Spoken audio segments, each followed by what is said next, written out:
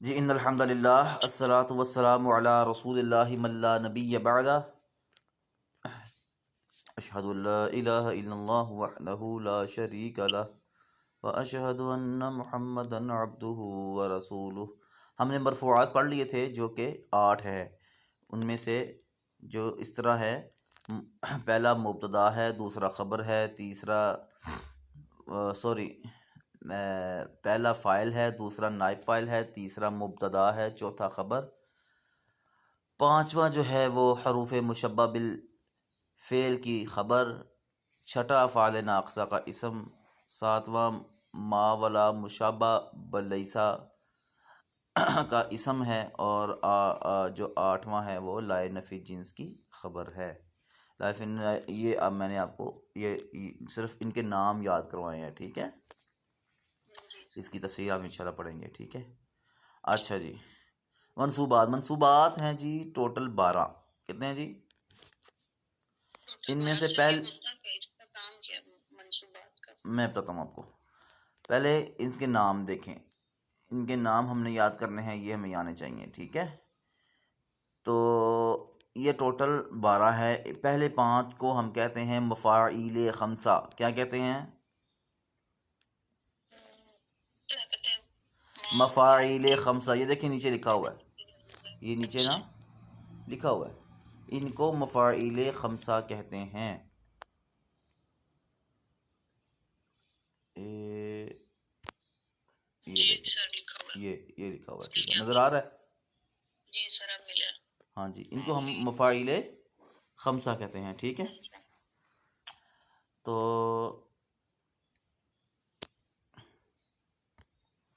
اچھا جی،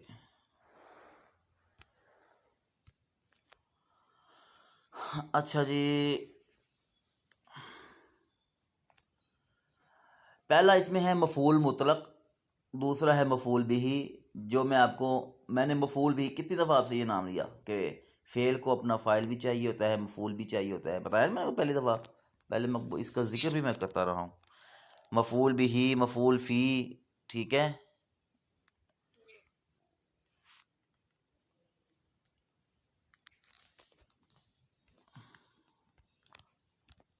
مفعول فی، اس کے بعد جی مفعول مطلق، مفعول لہو، مفعول ماہ، یہ 5، ان کو پہلے 5 کو کہتے ہیں مفاعیل خمسہ۔ اس کے بعد ہے حال، تمیز، مستثنی، حروف مشبہ بالفعل کا اسم۔ یہ پچھلے والے 4 ہیں جو ہم نے مرفوعات آخری 4 پڑھے ہیں نا، یہ ان کا الٹ ہیں۔ ہم نے پڑھا تھا کہ حروف مشبہ بالفعل کا اسم جو ہے مرفوع ہوتا ہے، تو جو اس کی خبر ہوگی وہ کیا ہوگی؟ منصوب، ٹھیک ہے؟ حروف مشبہ بالفعل کا اسم یہ منصوب ہوگا، افعال ناقصہ کی خبر یہ منصوب ہوگی، افعال ناقصہ کا جو اسم ہے مرفوع ہوتا ہے، یہ اس کا الٹ ہے۔ اسی طرح ما ولا مشابہ بلیسا کی خبر وہ بھی منصوب ہوتی ہے، اور لائے نفی جنس کا اسم بھی منصوب ہوتا ہے، ٹھیک ہے؟ یہ 12 ہے، یہ بھی آپ نے یاد کر رہے ہیں مجھے سنانے ہیں، ٹھیک ہے؟ میں نے آپ کو یہاں پہ یاد نہیں کرا رہا، ٹائم ذرا شارٹ ہے تو آپ کو یاد کرواتا۔ اچھا جی، اس کو ہم پڑھیں گے بعد میں، پہلے ہم پڑھتے ہیں مفعول بہ، آسان سے شروع کرتے ہیں، ٹھیک ہے جی؟ اچھا جی، کہتا ہے مفعول بہ وہ اس میں منصوب ہے۔ اچھا، پہلے میں سب سے پہلے آپ کو یہ بتاؤں منصوبات کسے کہتے ہیں۔ منصوب سے نکلا ہے منصوبات۔ منصوب واحد ہے، منصوبات اس کی جمع ہے، ٹھیک ہے؟ اچھا، منصوب نکلا ہے نسب سے۔ کس سے نکلا ہے؟ نسب سے۔ اور میں نے آپ کو اسماء موربہ پڑھائے تھے، اور آپ کو وہاں پہ بتایا تھا کہ اعراب کی جو ہے نا وہ 4 قسمیں ہیں۔ رفع ہوتا ہے، نصب ہوتا ہے، جر ہوتی ہے، اور جزم ہوتی ہے۔ تو رفع کون سا ہوتا ہے؟ وہ رفع اسم جو جس پر ضمہ آ جائے آخر پہ، یا نائب ضمہ آ جائے، اسے ہم اس میں رفع کہتے ہیں۔ اور مرفوع کسے کہتے ہیں؟ وہ اسم جو مرفوع وہ ہے جو کسی اسم کو رفع دیتا ہے، رفع سے مرفوع، نصب سے منصوب۔ نصب کیا کرتا ہے؟ اسم کو رفع نہیں دیتا بلکہ کیا کرتا ہے؟ فتح دیتا ہے۔ جس اسم کے آخر میں فتح آ جائے اسے ہم کیا کہتے ہیں؟ منصوب۔ ٹھیک ہے، یہ بات میں نے آپ کو بتائی بھی تھی پہلے بھی، جو آپ کے ذہن سے سکپ ہوئی ہوگی کیونکہ ڈیٹیل سے جی سر ہوئی تھی بات اس پہ۔ وہ اسم جس کے آخر پر فتح ضمہ آ جائے یا ضمہ کی جگہ نائب اس کا آ جائے وہ اسم مرفوع ہوتا ہے، اسے ہم رفع کہتے ہیں۔ مرفوعات ہم نے پڑھ لی، وہ اسما جو اسم کو رفع دیتے ہیں۔ منصوبات وہ اسم کو نصب دیتے ہیں، یعنی کہ فتح دیتے ہیں یا نائب فتح دیتے ہیں۔ یعنی منصوبات وہ اسما جو اسم کو نصب دیتے ہیں آخر پہ، اسے ہم منصوبات کہتے ہیں۔ یعنی ہر وہ اسم جس کے آخر پہ فتح آ جائے اسے ہم زبر کہتے ہیں، اسے ہم منصوب کہتے ہیں۔ یہ مفعول بھی ان اسماء میں شامل ہے جو اپنے اسم کو نصب دیتا ہے، یہ اس کی ایک قسم ہے۔ یہ ویسے تو کتاب میں دوسری ہے لیکن میں اس کو پہلی بنا رہا ہوں۔ مفعول بھی مجھے نظر نہیں آ رہا، یہ مفعول بھی وہ اسم منصوب ہے، یعنی اسم منصوب سے مراد وہ اسم ہے جو نصب دیتا ہے۔ مفعول بھی وہ جو اسم کو نصب دیتا ہے جس پر فاعل کا فعل واقع ہو۔ اب دیکھیں،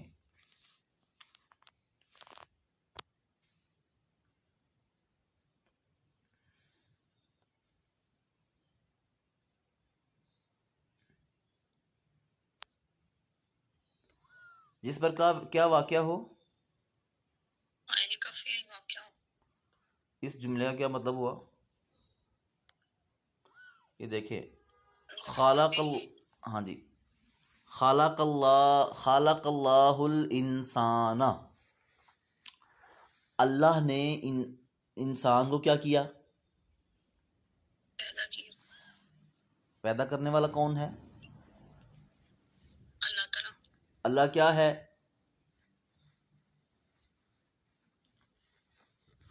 مفعول بھی۔ جو کام کرنے والا ہوتا ہے اسے کیا کہتے ہیں؟ کام کرنے والے کو۔ میں آپ سے کہتا ہوں عظما پڑھ رہی ہے، عظما کتاب پڑھ رہی ہے، تو اس میں کام کرنے والا کون ہے؟ اور کام کس پر واقع ہو رہا ہے؟ کتاب پر۔ آپ کی اس سٹیٹمنٹ سے یہ سمجھ آئی آپ کو کہ آپ کے اس جملے میں جو میں نے بولا ہے، ایک ہے کام وہ ہے پڑھنا، ایک ہے پڑھنے والی وہ ہے عظما، اور جس پر پڑھا جا رہا ہے وہ ہے کتاب۔ یہاں سے یہ بات اخذ کی گئی کہ ایک جملے میں جو جملہ فعلیہ ہوتا ہے، ایک اس میں فاعل ہوتا ہے جو پڑھنے والا ہے، ایک اس میں مفعول ہوتا ہے جس پر پڑھنے کا کام واقع ہوا ہے، وہ ہے کتاب۔ یعنی اس جملے میں پڑھنا فعل ہے، پڑھنے والی فاعل ہے عظما، اور کتاب جس پر فاعل کا فعل واقع ہو رہا ہے، پڑھنے والے کا پڑھنا واقع ہو رہا ہے، پڑھنے والے کا عظما کا پڑھنا اس پر کتاب پر واقع ہو رہا ہے۔ فعل کس پر واقع ہو رہا ہے؟ کتاب پر۔ کتاب مفعول بھی ہے کیونکہ کتاب خود نہیں پڑھ رہی، کتاب کو پڑھا جا رہا ہے، تو یہ جو کو پڑھا جا رہا ہے اسے کہتے ہیں مفعول بھی۔ یعنی کہ اس کی اب تعریف کی طرف آتے ہیں۔ مفعول بھی وہ اس میں منصوب ہے جس پر فاعل یعنی پڑھنے والی عظما کا فعل واقع ہو، یعنی کتاب پر۔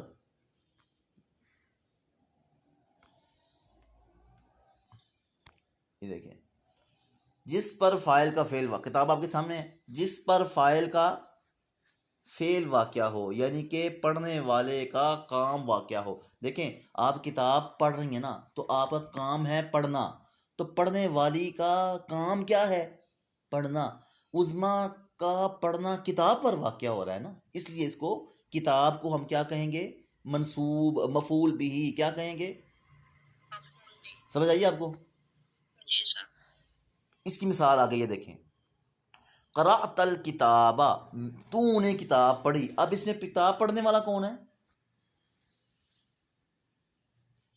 سر یہ کہاں نظر نہیں آ رہا؟ کتاب کدھر آپ کی اپنی؟ سر میرے پاس ہے۔ اس میں نہیں لکھا ہوا کتاب قرأت الکتاب؟ میں نے ادھر سے پڑھا رہا ہوں، جی سر۔ نہیں لکھا ہوا؟ لکھا ہوا ہے فرسٹ پہ۔ تو اس میں کتاب فائل کون ہے؟ قرأت تو نے کتاب پڑھی، اس کا مطلب یہ ہے کون ہے فائل اس میں؟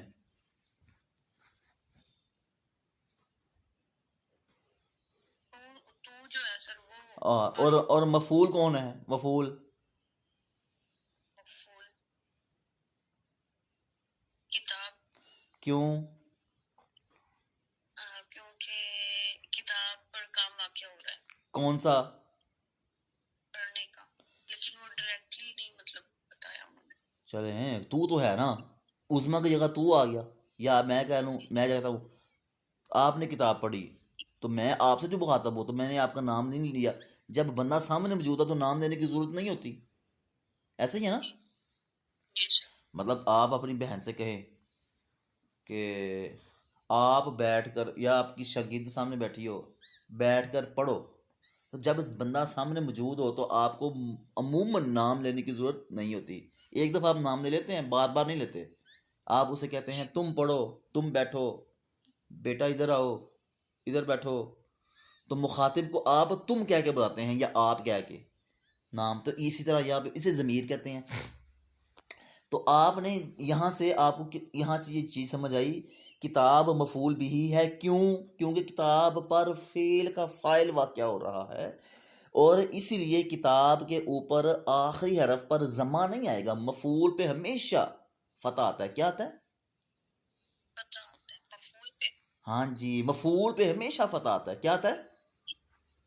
پتہ ہوتا ہے۔ ہاں جی، یا فتح آتا ہے یا فتح کا نائب آ جاتا ہے، لیکن ہوتا وہ بھی مفعول ہے، نصب ہوتا ہے، اسے کہتے ہیں منصوب۔ یہ کتاب اس جملے میں چونکہ اس مفعول ہے، پہلی بات یہ آپ کو سمجھ آ گئی، کیونکہ اس پر فعل کا فاعل واقع ہوا ہے، فاعل کا فعل کرنے والے کا کام واقع ہوا ہے، جو پڑھنے والے کا پڑھنا کتاب پر واقع ہوا ہے۔ عظما کتاب پڑھ رہی ہے، فعل ہے پڑھنا، اور پڑھنے والی عظما وہ پڑھ رہی ہے کتاب کو، چونکہ کتاب پر واقع ہو رہا ہے فعل، اس وجہ سے کتاب منصوب ہے، مفعول ہوئی، اور مفعول ہونے کی وجہ سے یہ منصوب ہے۔ اور منصوب کیوں ہے مفعول؟ اور اس کی علامت کیا ہے نصب کی؟ کہ اس کے آخری حرف پہ کیا ہے؟ فتح۔ میں اب آپ کو پھر اب یہ پوائنٹ لکھ لیں، کتاب، پہلا نمبر کتاب، کتاب کیا ہے؟ منصوب۔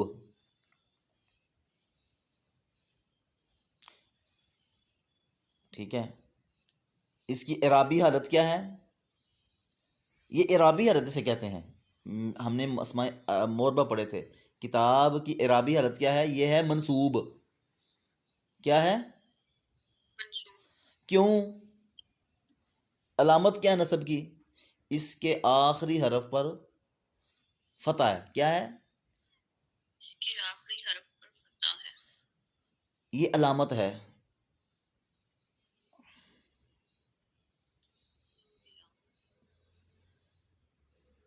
اعرابی حالت منصوب، علامت اعراب اس کے آخری پر فتح۔ ٹھیک ہے، وجہ کیا ہے؟ وجہ علامت اعراب، وجہ یہ ہے، یہ مفعول بھی ہے۔ کیا ہے؟ مفعول بھی ہے۔ ہاں جی، یہ تو آپ کو سمجھ آ گئی نا کہ یہ مفعول ہے، مفعول کی میں نے آپ کو بتا دیا کیوں ہے، یہ میں نے آپ کی مثال دے گا، آپ اپنی مثال ذہن میں رکھیے گا، یہ والی عظما نے کتاب پڑھی یا عظما کتاب پڑھ رہی ہے، اس میں آپ کو بہترین سمجھ آئے گی. یہ مثال سامنے رکھیں گی تو منصوب سمجھ آ جائے گا، نہیں تو بھول جائے گا. ٹھیک ہے، اتنا بڑا ہے آج کا. اچھا جی، اس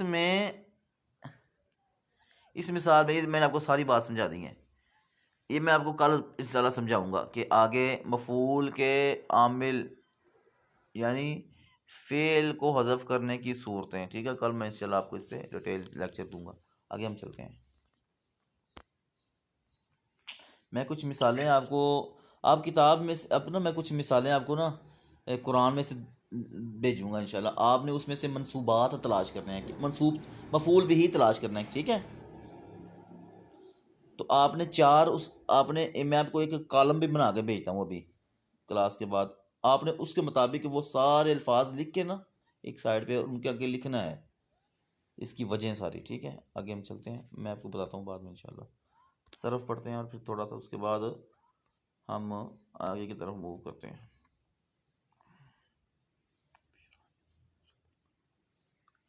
جی تو ہم فعل مجہول کی گردان آپ نے مجھے سنا کے نہیں بھیجی، ایسا ہی ہے؟ سر جی سر آپ نے بولا تھا کہ وہ ایک ہی کرنے پہلے پھر بعد نہیں. تو اب یہ جی سنا. کل آپ نے وہ سنا کے بھیجنی ہے. ٹھیک ہے، فعل مجہول ہم نے پڑھ لیا تھا. آگے چلتے ہیں ہم. اس کی ایکسرسائز نہیں کی. وہ آپ نے کرنی ہے. اس میں یہ لکھا ہوا ہے کہ مکمل گردان کی، یہ ساری گردانیں آپ نے مجھے سنا کے بھیجنی ہیں.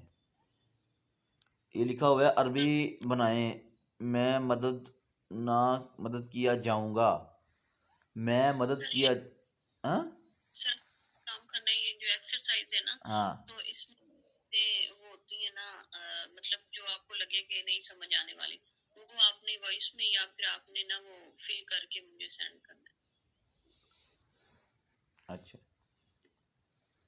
ٹھیک ہے نا، اس کے اوپر ہی یا پھر کر دیا. یہ آسان ہے. عربی بنائیں میں مدد کیا جاؤں گا، یہ آسان ہے. مدد کرنا ناصرہ سے ہوتا ہے. ٹھیک ہے، وہ چھوڑے جائیں گے.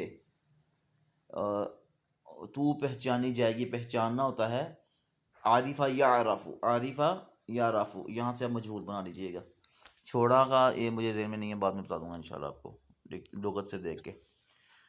اچھا جی، پڑھے ہوئے قاعدے کی روشنی میں درج ذیل الفاظ سے نمونے کے مطابق مضارع مجہول بنائیں. یہاں سے آپ نے مضارع مجہول بنانا ہے. میں آپ کو ایک کر کے دے دیتا ہوں، اگلا آپ نے کرنا ہے. ہم نے قاعدہ پڑھا تھا کہ آخری حرف کی حرکت نہیں بدلے گی. آخری حرف کی حرکت سے پہلے جو حرف ہوگا اس پر فتح لگائیں گے ہمیشہ، چاہے اس کی جو مرضی حرکت ہو. فعل مضارع معروف میں عین کلمہ پر جو بھی حرکت ہو وہ اس سے ارریلیونٹ آپ نے عین کلمہ کو فتح دینا ہے مضارع مجہول بناتے ہوئے. ٹھیک ہے، اور جو علامت مضارع ہے اس کو ضمہ دے دیں بس. ٹھیک ہے، جیسے یطلبو سے یطلبو، ہم نے کیا کیا ہے، سیکنڈ لاسٹ جو حرف ہے یعنی عین کلمہ لام، اس کو آپ نے فتح دے دیا اور علامت. جی لوبو لکھا ہے نا، تو یطلبو لکھا ہے نا، اس کو آپ نے مجہول بنانا ہے، مضارع مجہول. تو کیا کریں گے، علامت اعراب ہم بدل دیں گے. جو علامت مضارع ہے اس پر ضمہ لگائیں گے، یطلبو. یا تھا نا، یا پہ فتح، اس پہ ضمہ لگائیں گے یت. اور جو لام عین کلمہ ہے لام اس پر فتح لگائیں گے، یعنی سیکنڈ لاسٹ حرف. آخری حرف کو ایسے ہی رہنے دیں گے، یہ بقایا سارے ایسے ہی بنیں گے. ٹھیک ہے، آگے چلتے ہیں. علامت بدلے گی. عین کلمہ کہتے ہیں وہ کلمہ جو کہ فا عین لام میں عین کے وزن پر آتا ہے، عین کی جگہ پر آتا ہے. جیسے طالبہ سے یطلبو. اب فعلا ہمارے پاس ایک وزن ہے. اس وزن ہوتا ہے کسی بھی چیز کو تولنے کے لیے. اب فعلا ایک وزن ہے، اس میں فا ایک حرف ہے، عین ایک حرف ہے، لام ایک حرف ہے. یہ ایک ترازو ہے. اچھا، اس کی ایک تولنے ماپنے کا آلہ ہے. اب ایک لفظ ہے طالبہ. اس طالبہ میں تو جو ہے وہ فا کے وزن پر، فا کی جگہ پر ہے، فا کے بالمقابل ہے. جو تو لام ہے وہ عین کلمہ کے بالکل وزن پر ہے، مقابلے میں ہے، اور جو با ہے وہ لام کلمہ ہے، لہٰذا ہم تو کو فا کلمہ کہیں گے، لام کو عین کلمہ اور با کو لام کلمہ کہیں گے۔ جو بھی حرف لے ہیں اس کو آپ نے فاعل نام کے وزن پر لانا ہے۔ طالبہ ہے، کاسبہ ہے، خاتمہ ہے، جمع ہے۔ اب دیکھیں جمع کرنا، جیم جو ہے فائی کلمہ کے وزن پر ہے، فائی کلمہ کی جگہ ہے، میم عین کی جگہ پر، اور عین لام کی جگہ پر، ٹھیک ہے۔ جمع سے یجمعو، اب یجمعو کا اگر آپ نے مضارع مجہول بنانا ہے تو یجمعو، پریکٹس کریں گی آئے کو سمجھ آئے گی انشاءاللہ۔ آپ کو اگر کوئی پڑھائی میں کلاس کے علاوہ کسی بھی ٹائم کوئی ہو نا پوائنٹ سب، آپ مجھے کال کر لیا کرے، اگر میں آپ کا میسج نہیں پڑھتا تو مصروف ہوتا ہوں بعض اوقات، اس وجہ سے نہیں میسج پڑھ پاتا، تو کال کر لیا کریں، ٹھیک ہے سر۔ یہ سمجھ نہیں آ رہی، لیکن آپ کی کال مجھے بتائے گی آپ کے اندر علم کی کتنی تڑپ ہے۔ اگر کال آئے گی تو میں سمجھوں گا واقعتاً تڑپ ہے، کیونکہ اس کا مطلب یہ ہوگا کہ آپ پڑھ رہی تھیں اور درمیان میں بریکر آ گیا، اور وہ بریکر کو عبور کرنے کے لیے سمجھ نہیں آ رہی کہ کون سا ٹول استعمال کروں، تو پھر آپ مجھ سے رہنمائی پوچھیں گی، سر یہ آگے پھنس گئی ہوں اور رکاوٹ آ گئی ہے، یہ تو دور کروا دیں، تو مجھ سے آپ سوال کریں گے۔ آپ کا سوال کرنا مجھے بتائے گا آپ کے اندر علم حاصل کرنے کا شوق ہے۔ آگے چلیں جی، تھوڑا سا پڑھتے ہیں، پھر اس کے بعد ہم کال پڑھیں گے، آپ کا ٹائم بھی ہوگا کھانا پکانے کا۔ فعل ماضی کی دیگر اقسام، ہم نے فعل ماضی کی پہلے اقسام پڑھی تھی دو، ایک فعل ماضی معروف اور ایک فعل ماضی مجہول۔ اب آگے مزید پڑھتے ہیں، مجھے نظر کم آ رہا ہے۔ گزشتہ اسباق میں ہم نے فعل ماضی کی بحث کی تھی سے، ہاں جو ہم نے پہلے ماضی پڑھا نا وہ ہے ماضی مطلق۔ مطلق کا مطلب سمجھتی ہیں؟ ہاں جی سر۔ کیا مطلب ہوتا ہے؟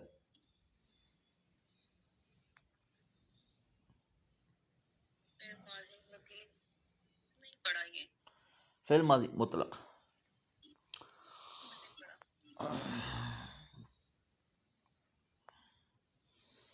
اچھا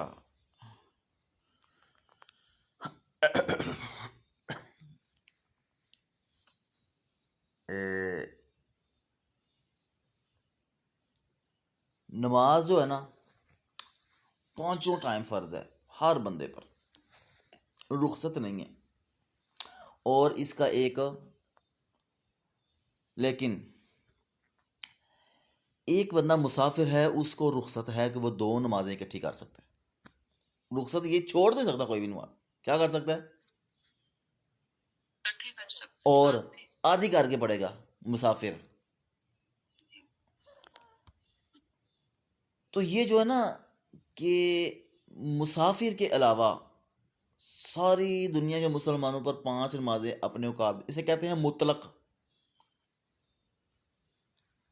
اور یہ جو ہے نا کہ مسافر پر قصر ہے، اسے کہتے ہیں مقید، یعنی کہ مطلق نہیں ہے۔ مطلق مطلب ہوتا ہے عام حکم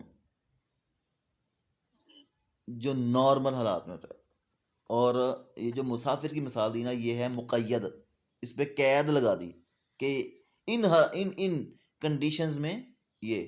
اچھا یہ ہم آگے پڑھنے، جو پہلے ہم نے پڑھا نا فعل ماضی معروف وہ ہے مطلق، مطلب کہ نارملی ماضی جو ہے نا اس کی جو ہم نے پیچھے شرائط مسائل پڑھے وہ وہی ہیں، لیکن بعض حالات میں کچھ شرائط ایسی ہیں کہ ماضی ماضی نہیں رہتا، اس کا معنی ہی چینج ہو جاتا ہے، لفظ ماضی والا ہوتا ہے، ترجمہ کوئی اور کر رہا ہوتا ہے، دے رہا ہوتا ہے، ٹھیک ہے وہ ہم پڑھیں گے انشاءاللہ۔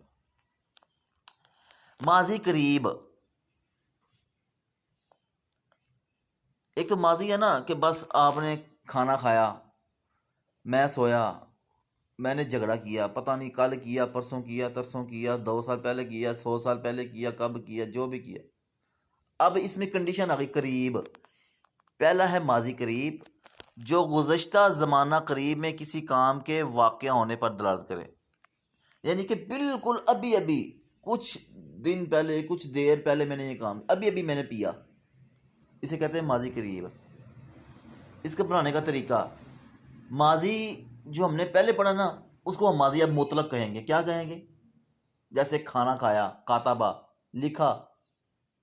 کھانا کھایا آکالا، لکھا کاتبہ، جامع، یہ سارے ماضی مطلق ہے. اس کو بنانے کا طریقہ یہ ہوتا ہے کہ آپ نے شروع میں کیا کرنا ہے؟ قد لگا دینا ہے. کیا لگا دینا ہے؟ بس ماضی قریب بن گیا. ٹھیک ہے جی. جیسے قد کاتبہ، میں نے اب یہ بھی لکھا، اس کا مطلب کیا ہوگا؟ اس کا مطلب ابھی قد لگانے سے آپ کو یہ محسوس ہوگا، جب بھی فعل ماضی سے پہلے قد آ جائے تو خوب سمجھ لیں اس کا مطلب یہ ہوتا ہے کہ ابھی میں نے یہ کام کیا ہے. بس سر یہ علامت پڑی تھی وہ سوالیہ فکرہ بنانے کے لیے نا، وہ قد نہیں ہوتا، وہ حل ہوتا ہے. سر پڑھا ہے وہ جو ہم نے علامتیں پڑھی ہوئی ہیں نا اس میں وہ ہاں جی، وہ جو ہم نے پڑھی تھی اسم کی علامت ہے کہ اگر کسی فعل کی اگر کسی لفظ کے شروع میں قد آ جائے تو وہ اسم نہیں ہوتا، وہ فعل ہوتا ہے. ٹھیک ہے. قد سمع اللہ، قد اللہ تعالیٰ نے سن لی بات، یعنی کہ اللہ نے جیسے ہی یہ واقعہ ہوا فوراً یہ بات سن لی. وہ جو صحابیاں تھیں، نام مجھے بھول گیا، کہ جنہوں نے اپنے خامد کے بارے میں آگے شکایت کی تھی اللہ کے نبی صلی اللہ علیہ وسلم سے کہ اس نے مجھ سے زہار کیا ہے. زہار سمجھتی ہیں؟ کیوں دعا بہنا؟ نو سر. چلیں آج آپ نے یہ آگے نا 28واں پارہ سورہ مجادلہ کی پہلی آیت اس کا تشریح پڑھنی آج آگے تفسیر کہ زہار کیا ہوتا ہے. ٹھیک ہے، مجھے کل بتانا ہے آپ نے.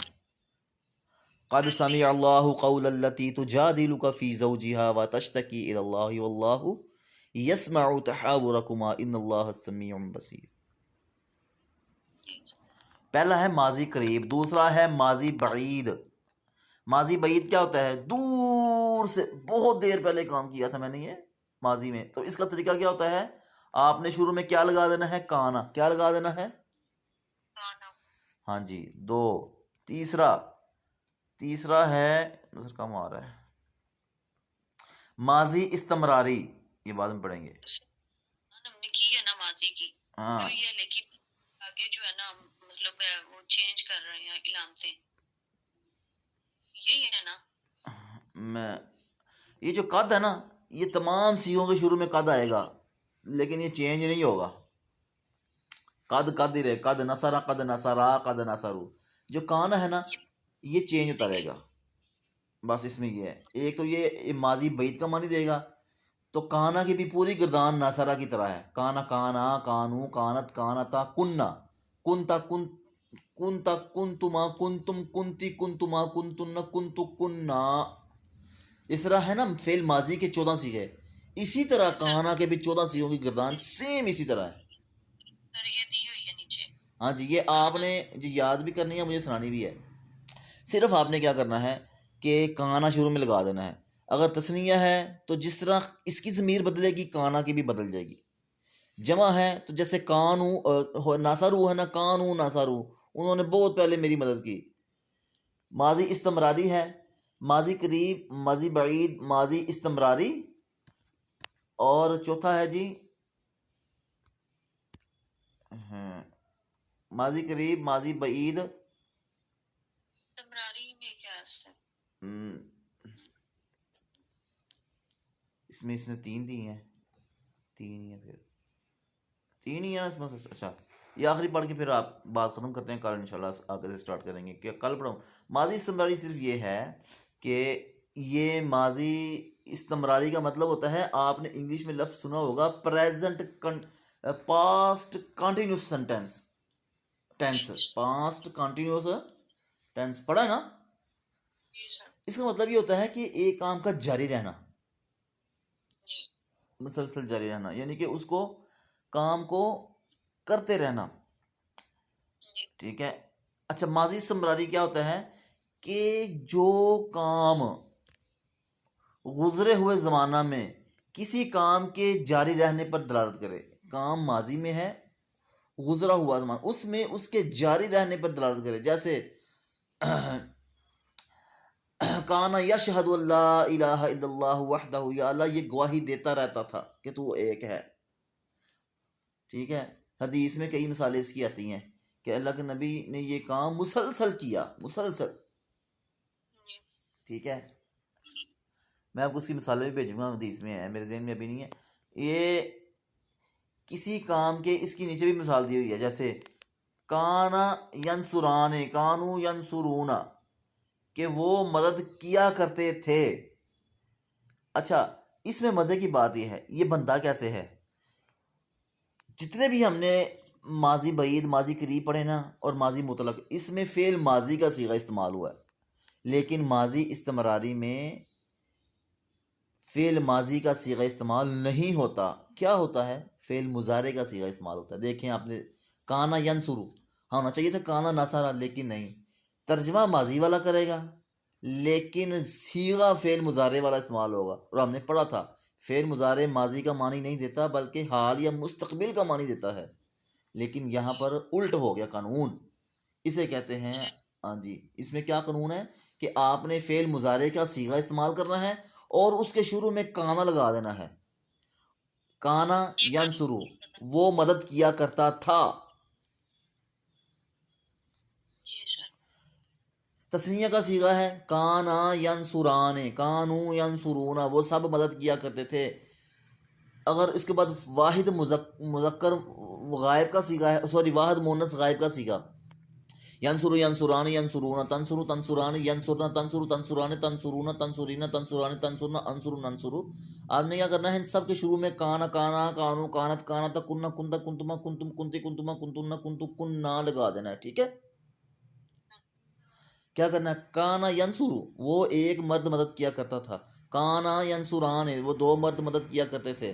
کانو ینصرون، وہ تین مرد مدد کیا کرتے تھے. آگے واحد مؤنث غائب کا صیغہ کانت تنصرو، کانت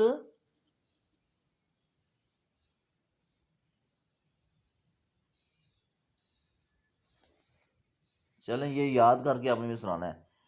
یہ اگر کہیں گے تو میں دوبارہ کل پھر پڑھا دوں گا انشاءاللہ. آج اسی پہ اکتفا کرتے ہیں. ٹھیک ہے. سبحانک اللہم و بحمدک، اشہد ان لا الہ الا انت، استغفرک و اتوب الیک. السلام علیکم ورحمۃ اللہ وبرکاتہ.